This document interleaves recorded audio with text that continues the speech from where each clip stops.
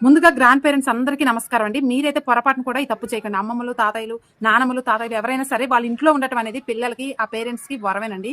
కానీ మీరు చేయకూడనటువంటి ఒక తప్పేంటంటే, పిల్లల్ని పెంచే విషయంలో పేరెంట్స్ ముఖ్యంగా మదర్సు ఏదన్నా వాళ్ళు సరిచేసే ప్రయత్నంలో ఏదన్నా ఒక చిన్న పొరపాటున తిట్టినా కానీ, అరిసినా గానీ, గదమాయించినా గానీ, వెంటనే గ్రాండ్ పేరెంట్స్ ఉరికొచ్చేసి, "ఏమ్మా ఎందుకలా తిడుతున్నావు? నీకు పిల్లల్ని పెంచడం కూడా రాదా?"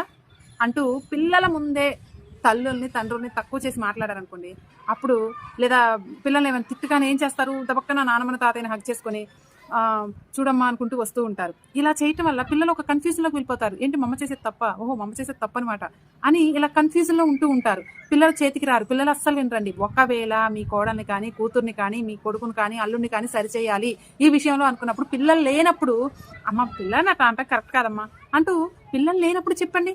మీరు సరి చేసుకోండి. పిల్లల ముందు మీరు అలా అన్నారనుకోండి, అటు తల్లి తక్కువ అవుతుంది.